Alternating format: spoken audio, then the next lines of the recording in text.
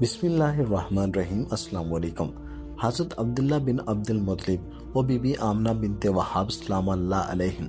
حضرت عبداللہ علیہ السلام قریش مکہ کی وہ حسین و جمیل مردانہ وجاہت کا شاہکار نوجوان تھے جن کے حسن کی انتہا و نور نبوت تھا، جو پیدائش سے لے کر آج تک ان کی روشن اور کشادہ پیشانی میں ستاروں کی مانند چمکتا تھا۔ اسی نور کے باعث ان کے حسین چہرے میں ایسی بھرپور مقناطیسیت پیدا ہو گئی تھی کہ اپنے پرائے سب ان کے گرویدہ تھے، ان کی جانب کھینچے چلے آتے تھے۔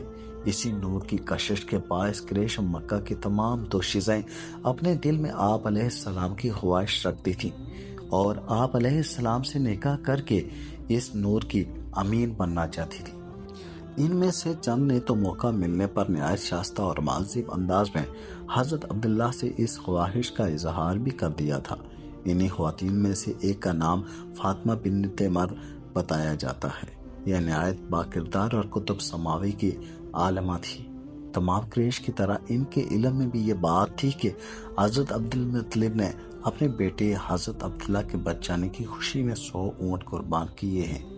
وہ بھی زندگی کی شب و روز میں حضرت عبداللہ کی پیشانی میں چمکتے نور کا مشاہدہ کیا کرتی تھی اور اپنے دل میں اس نور کو پانے کی خواہش رکھتی تھی۔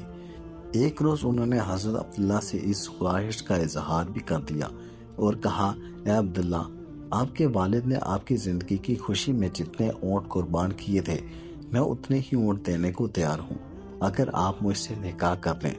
حضرت عبداللہ علیہ السلام نے انکار کر دیا۔ جب حضرت عبداللہ کی شادی حضرت بی بی آمنہ سلام اللہ علیہا سے ہو گئی تو اس عالمہ نے اپنی خواہش کی وضاحت اس طرح سے کی، اے عبداللہ، میں کوئی بدکار عورت نہیں ہوں، میں آپ کی جانب اس لیے مائل ہو گئی تھی کیونکہ آپ کی پیشانی میں نور نبوت چمکتا تھا۔ یہ خواہش محض ایک عورت کی نہیں تھی، ایسی کئی اور خواتین بھی تھیں۔ انہیں میں مکہ کی وہ عورت بھی تھی جو کہنا ہونے کے ساتھ ساتھ توریت اور انجیل کی عالمہ بھی تھی۔ جب حضرت عبد المطلب حضرت عبداللہ کو لے کر بغرض نکاح قبیلہ بنو زہرہ روانہ ہوئے تو راستے میں اس عورت یعنی فاطمہ شمیہ سے ملاقات ہوئی۔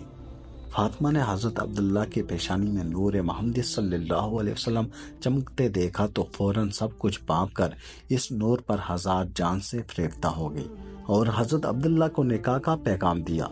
حضرت عبداللہ نے جواب دیا، ابھی تو ہم جا رہے ہیں، واپسی پر تجھ سے بات ہوگی۔ اہل کتاب بعض علامتوں اور نشانیوں سے پہچان گئے تھے کہ نبی آخر الزمان صلی اللہ علیہ وسلم کا وجود گرامی حضرت عبداللہ کے صلب میں وادیت ہے۔ وہ ان کے دشمن بن کر ہلاکت کے درپے ہو گئے اور اطراف و جوانب سے ان کو ہلاک کرنے کے ارادے سے مکہ آنے لگے۔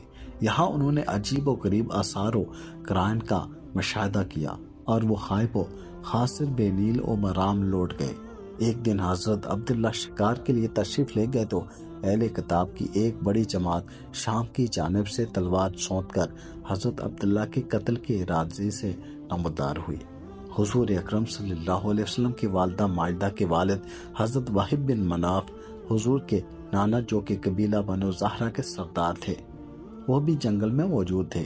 انہوں نے دیکھا کہ چند سوار جن کی شکل و صورت اس دنیا کے لوگوں سے مشابہ نہ تھی، غیب سے ظاہر ہوئے اور وہ اس حملہ آور گروہ کو حضرت عبداللہ کے آگے سے دور کرنے لگے۔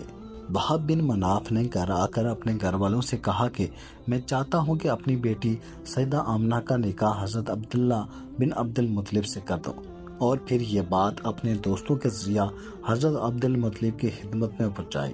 حضرت عبد المطلب بھی یہی چاہتے تھے کہ عبداللہ کی شادی ہو جائے۔ اس سلسلہ میں وہ کسی ایسی عورت کی جستجو میں تھے جو شرف، حسب و نسب اور عفت میں ممتاز ہو۔ آمنہ بنت وہب میں یہ صفات موجود تھی۔ وقت گزرتا گیا اور قبیلہ بنو زہرہ کے مرحوم سردار وہب کی بیٹی اور موجودہ سردار وہب کی بھتیجی بی بی آمنہ کے اعلیٰ ترین سیرت و کردار کے چرچے زبان زد خاص و عام ہوئے۔ بی بی آمنہ بھی حضرت عبداللہ کی مانند حسین سیرت و حسن صورت کا مکمل اور بے مثل نمونہ تھی۔ حضرت عبداللہ اپنے والد کے ہمراہ قبیلہ بنو زہرہ پہنچے۔ یہاں حضرت عبد المطلب نے اپنے لاڈلے بیٹے کے ساتھ حضرت بی بی آمنہ کے نکاح کی خواہش کا اظہار کیا۔ وہیب کو قریش مکہ کی اعلیٰ ترین گھرانے کے اتنے بہترین رشتے سے بھلا کیوں کر انکار ہو سکتا تھا۔ چنانچہ حضرت عبداللہ کا نکاح حضرت بی بی آمنہ سے ہو گیا اور یوں دو پاکیزہ روحیں نکاح کے مقدس بندھن میں بندھ گئی۔ حضرت عبداللہ تھوڑا عرصہ وہاں قیام کرنے کے بعد اپنی عفت مآب دلہن کو لے کر واپس مکہ آ گئے۔ انہی دنوں میں حضرت عبداللہ کا گزر ایک بار پھر فاطمہ شمیہ کے قریب سے ہوتا ہے۔